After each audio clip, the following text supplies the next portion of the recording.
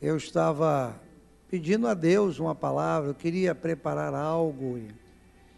Aí fui buscar alguma coisa que eu tenho guardado lá em casa. E alguns anos atrás eu escrevi uma lição de escola dominical, exatamente sobre esse assunto, enfrentando o medo e o pânico. Lição 5, viu? Eu tirei essa lição lá do baú e gostaria de reparti-la com os irmãos. Claro que não dá para ter toda a lição, né? Ela tem 4 itens, cada item tem 3 divisões. Não teríamos tempo para falar isso tudo hoje, mas vamos começar o assunto, não é? Um assunto bíblico, um assunto glorioso. Também quero dizer a você que ainda queremos orar pela sua vida hoje. Eu cheguei aqui, estava olhando quantos pedidos colocaram nesse cálice de oração. A nossa irmã, me lembra seu nome? Irmã Roseli, ela está com uma nora, né? Neta, que nessa noite vai ter ali um parto, uma cesariana, e ela tem gêmeos no seu ventre. Nós vamos orar para que tudo aquilo aconteça de acordo com a bênção de Deus. Não é? Esses são os nossos medos, não é? Essas são as nossas preocupações. E nós queremos crer que nessa noite o Espírito de Deus vai nos trazer uma palavra que vai nos ajudar a espantar esse medo e confiar na misericórdia de Deus. Não é? É esse o versículo que Davi disse: quando eu temer, hei de confiar em ti. Quando medo vier, confie no Senhor. Abra sua Bíblia comigo no Evangelho de Mateus, no capítulo 14. E nós temos um texto aqui glorioso, muito glorioso. Nós vamos ler dos versículos 25, não é? Até o 31. Nos diz assim a palavra do Senhor. Evangelho segundo Mateus, capítulo 14, dos versículos 25 a 31. Está sendo colocado aí para facilitar a leitura. Mas, à 4ª vigília da noite, dirigiu-se Jesus para eles, caminhando por cima do mar. E os discípulos, olha que não é qualquer um não, hein? Os discípulos, vendo-o caminhar sobre o mar, assustaram-se dizendo, o que é que eles disseram? Meu Deus, os discípulos viram um fantasma. E o que termina o versículo dizendo? E gritaram com medo. Irmão, toda vez que eu leio a Bíblia, eu fico imaginando, sinceramente, eu não sei vocês, mas eu fico imaginando. Aqueles homens, discípulos, não é? Gritando. Alguém deve ter visto assim Jesus no mar e apontou, né? Alguém falou, é um fantasma. E os demais gritaram, ah! É um negócio assim. Alguém viu um fantasma e o resto gritou. Entendeu? É por aí. Versículo 27. Jesus, porém, lhes falou logo dizendo, tem de bom ânimo, sou eu, não é fantasma não tem mais. E respondeu-lhe Pedro e disse, Senhor, se és tu, manda-me ter contigo por cima das águas. E ele disse, vem. E Pedro, descendo do barco, andou sobre as águas para ir ter com Jesus. Mas, sentindo o vento forte, o que é que Pedro teve? Teve medo. E começando a ir para o fundo, clamou dizendo, Senhor, salva-me. E logo Jesus, estendendo a mão, segurou e disse-lhe, homem de pouca fé, por que duvidaste? Não é interessante, irmãos, esse texto lido? Não é interessante? A Bíblia diz aqui que os discípulos, Se dissesse assim, algumas pessoas viram Jesus, alguém do povo viu Jesus, mas eu acho interessante são os discípulos. Os discípulos, acostumados com o seu mestre, em vez de ver o mestre, viram um fantasma. O medo faz isso, né? O medo coloca diante de mim e de você uma visão distorcida da realidade. E muitas vezes, irmãos, o inimigo aproveita-se do nosso medo e aí ele amplia essa visão. Amplia. É comum encontrarmos crentes, porque aqui está falando de discípulos, e nós somos hoje os discípulos. É comum encontrarmos crentes amedrontados, assustados, acuados. O que você tem, irmão? Não, porque eu vi um negócio, eu vi alguma coisa. Foi o que você viu, irmão. O medo te faz ver coisas incríveis.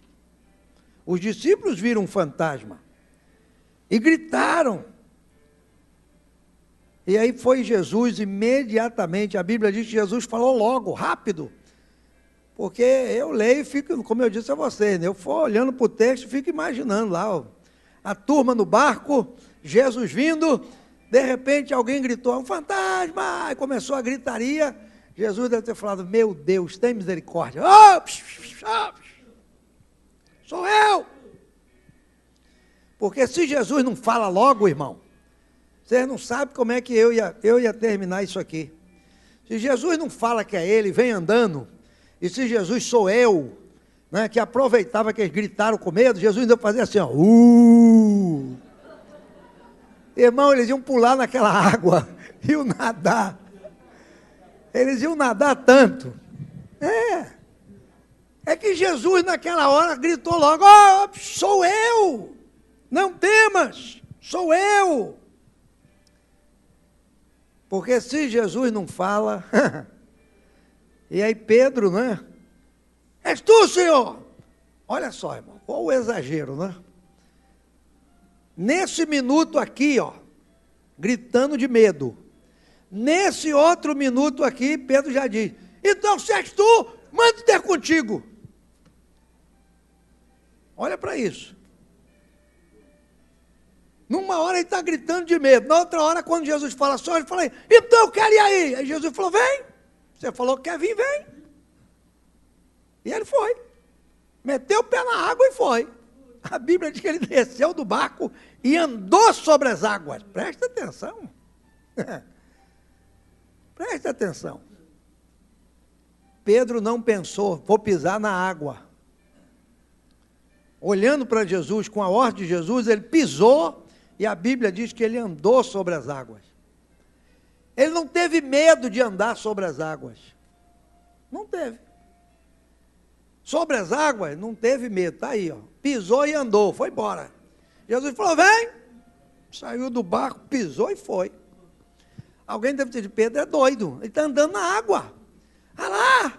E ele não tem medo. Mas olha o versículo que diz aí. Mas sentindo o vento forte, teve medo. Ele não teve medo de andar sobre as águas. Mas bastou um vento soprar mais forte um pouco, bater no seu corpo aquele vento. Aí a Bíblia diz que ele teve medo. É interessante esse texto aqui. Pedro é igual a mim, é igual a você. Não precisa muita coisa para nos assustar. Eu e você, irmão, temos andado sobre as águas. Sabia disso?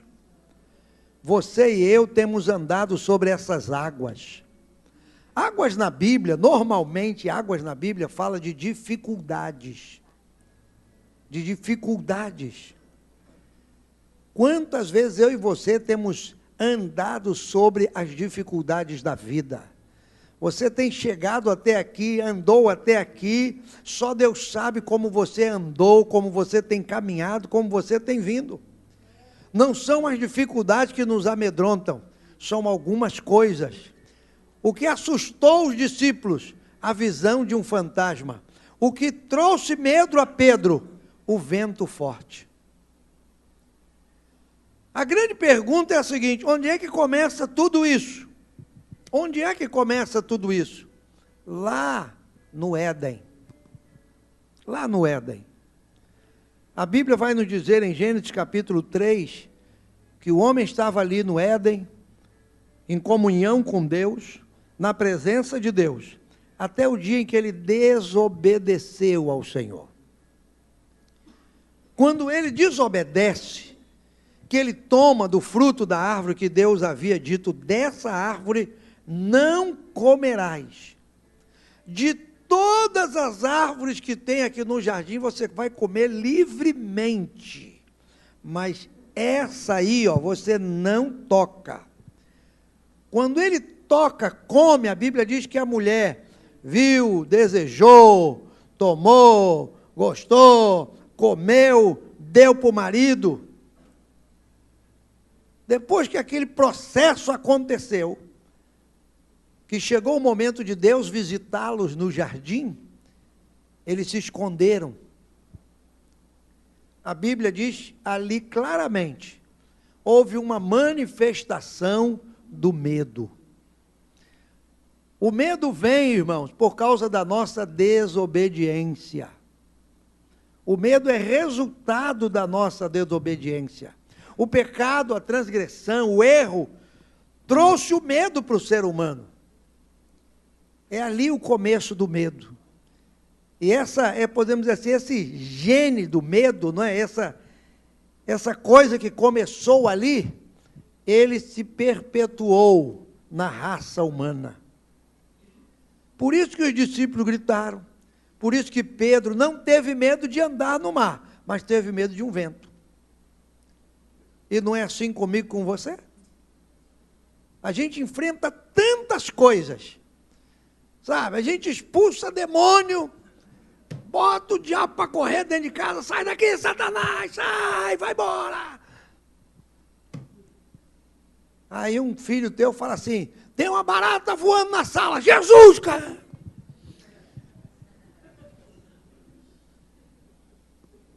Você acabou de expulsar um demônio e tem medo de uma barata.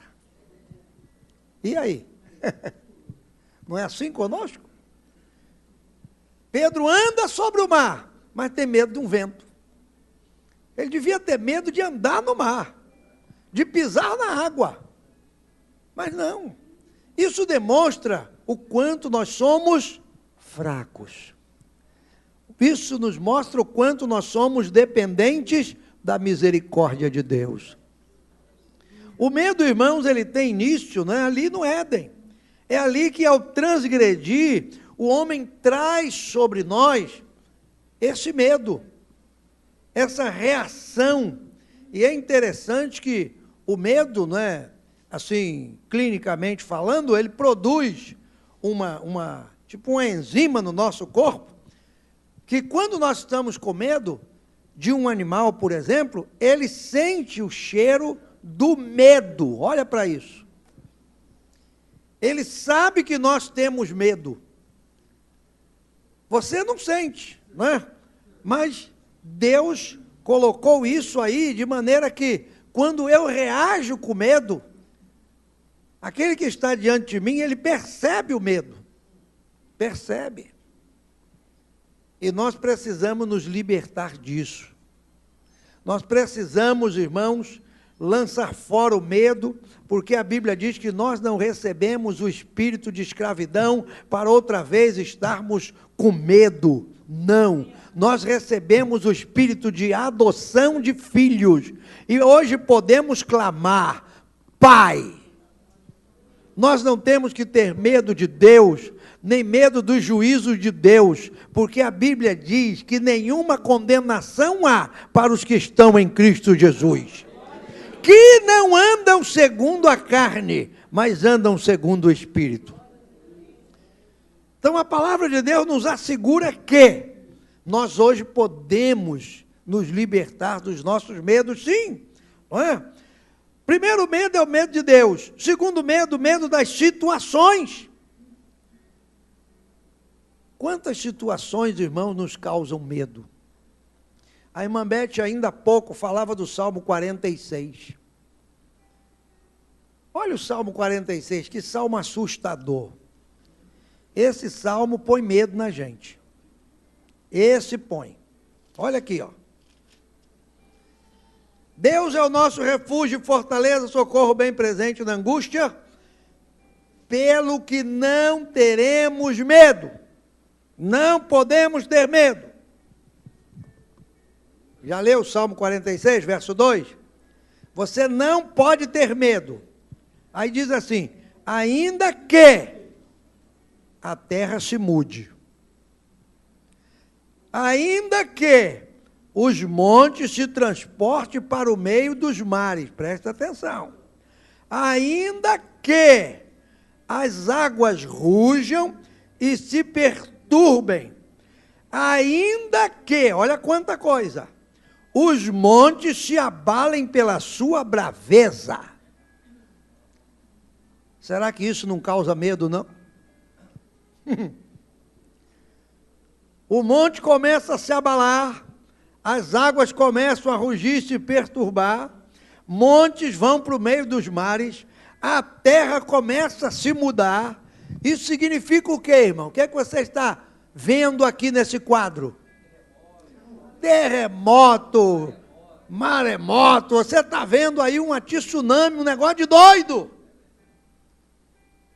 E sabe o que o salmista diz? Ainda que essas coisas estejam acontecendo, nós não temeremos, nós não vamos ter medo, porque ele diz no verso 1, que ainda que essas coisas aconteçam, Deus é o nosso refúgio, Deus é a nossa fortaleza, aleluia! Foi isso que disse o profeta Isaías aqui no capítulo 32, abre sua Bíblia aí, capítulo 32 de Isaías, versículo 2,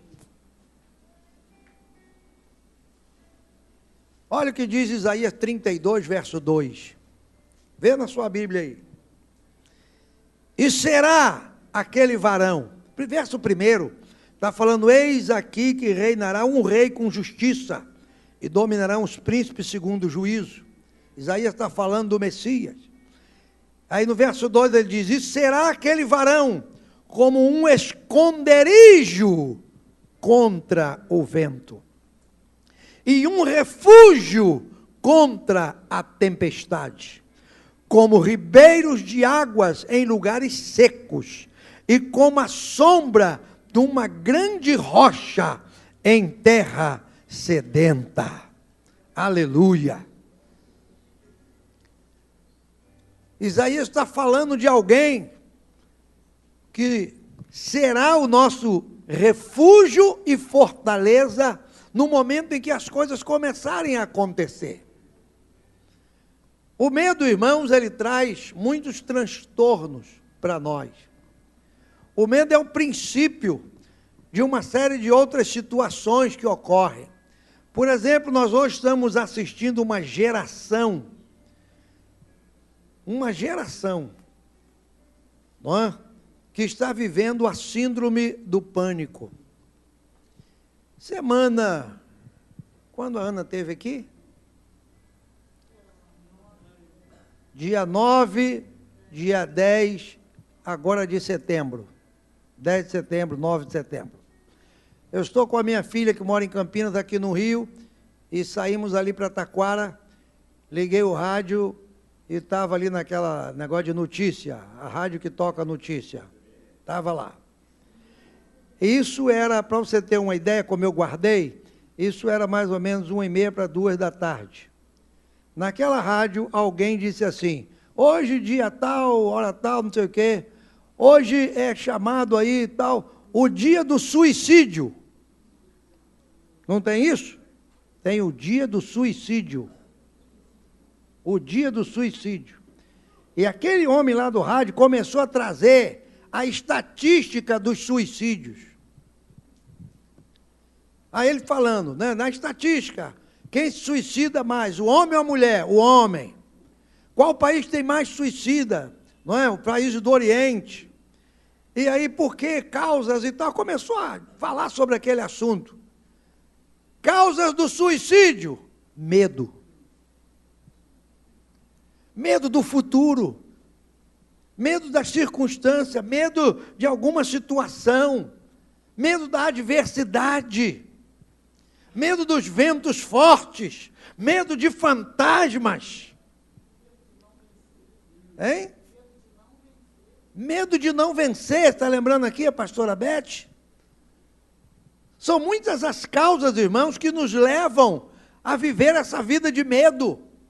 Mas quando abrimos a palavra, quando olhamos o que a Bíblia nos mostra, o que a Bíblia nos diz, irmãos, nós tomamos um outro propósito. Nós tomamos um outro propósito, não é? Nós temos que vencer tudo isso através da palavra. Aqui em Romanos 8:15, essa referência que está aqui, ó, ela é interessante. Romanos 8:15. Falei aqui agora, foi o texto que eu acabei de dizer: não recebeste o espírito de escravidão para estar em temor, mas recebeste o espírito de adoção de filhos, pelo qual clamamos Abba, que significa Pai. Não é? 2 Timóteo 1:7. Olha essa referência aqui, ó, que vai mostrar que nós temos que lançar fora esse medo, porque nós não estamos mais, irmão, debaixo de nada que possa nos amedrontar. Nós estamos à sombra da cruz, nós estamos debaixo da graça. E outra coisa linda que a palavra de Deus nos mostra é que a misericórdia do Senhor, ela se renova na nossa vida. Ela se renova. Aqui em 2 Timóteo 1:7, olha o que Paulo está dizendo. Ele está falando para seu filho na fé. Está trazendo à memória a fé que ele tinha, que herdou da sua avó, herdou da sua mãe, não é? Desperta o dom que há em ti, Timóteo. Aí no verso 7 ele diz: porque Deus não nos deu o espírito de medo, de temor, não. Tínhamos medo do futuro. O nosso futuro está nas mãos do Senhor. Tínhamos medo da morte. E o que foi que Jesus fez? Vou te mostrar.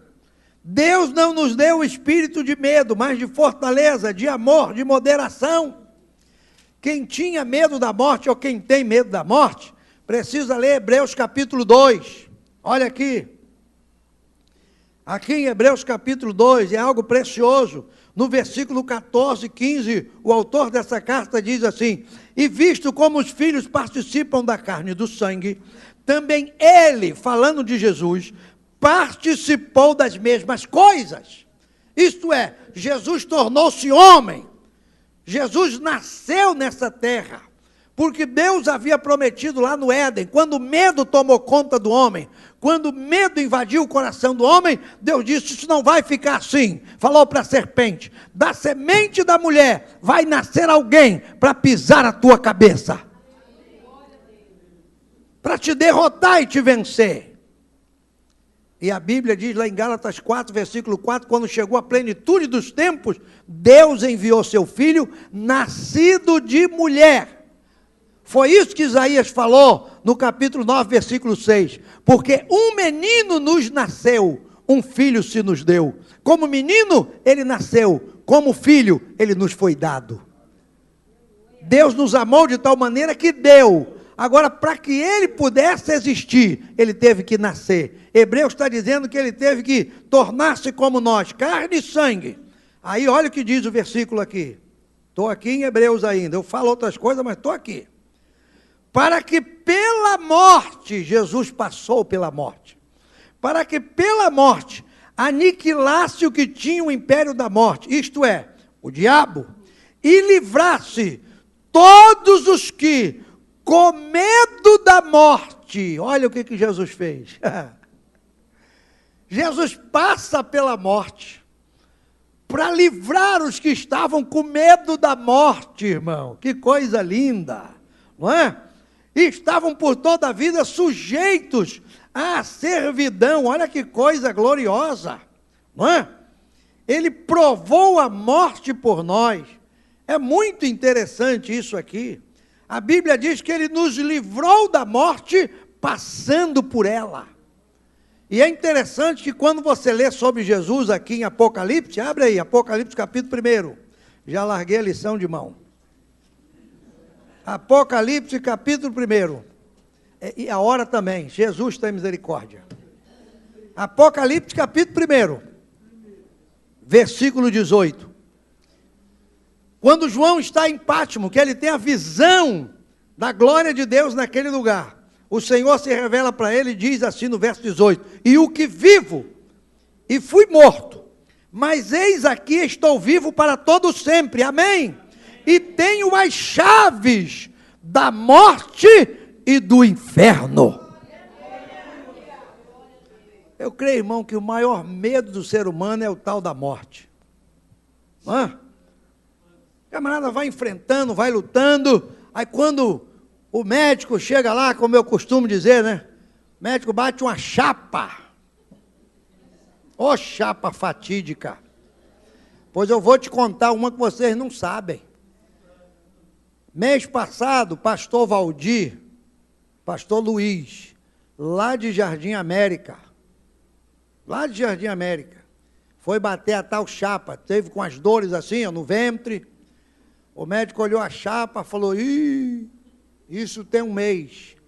Sexta-feira passada, a igreja de Jardim América estava lá no Caju sepultando o pastor Luiz. Viu? Na sexta-feira, na quarta-feira, pastor Veiga estava contando, foi lá na casa dele. Já estava todo, as pernas não funcionavam mais, os braços, estava todo sentindo já aquele momento final.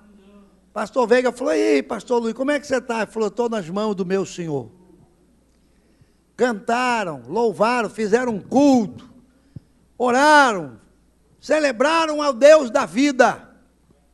Porque crente não morre, irmão. Jesus disse em João 10:28, e dou-lhes a vida eterna, e nunca hão de perecer, e ninguém as arrebatará das minhas mãos. Aleluia. Pastor Luiz já está no paraíso, descansando. Não é? Já está lá, descansando. É isso que diz lá em Apocalipse 14:13. Bem-aventurados que desde agora morrem no Senhor, para que descansem das suas obras, descansem dos seus trabalhos, e as suas obras o sigam. Crente não tem que ter medo de morte. Por quê? Jesus foi lá, passou pela morte, aniquilou o que tinha o império da morte. Mas quando Jesus inaugura a sua igreja, lá em Mateus 16, irmão, uma das coisas que ele garantiu foi o seguinte: sobre esta pedra, eu estou edificando a minha igreja, e as portas do inferno não prevalecerão contra ela. Sabe onde é que eu vejo isso? Lá em Apocalipse capítulo 6, quando abre o quinto selo. É o quinto? Quarto selo. Quinto selo ele vê as almas. Quarto selo. A Bíblia diz que surge um cavalo amarelo, que é a morte. E o mesmo versículo diz assim: e viu o cavalo amarelo, cujo nome é a morte, e o inferno o seguia. A morte vem seguida pelo inferno, o inferno vem atrás. A morte ceifa, o inferno recolhe. A morte vai ceifando, o inferno está atrás. A Bíblia diz, o inferno segue. Camarada é ceifado pela morte, o inferno já está ali, opa, vem para cá. Só que quando a morte encontra um crente é diferente. Quando a morte ceifa o crente, o inferno abre a porta e diz: e aí? A morte diz: perdeu, esse vai lá para cima, não vai para baixo.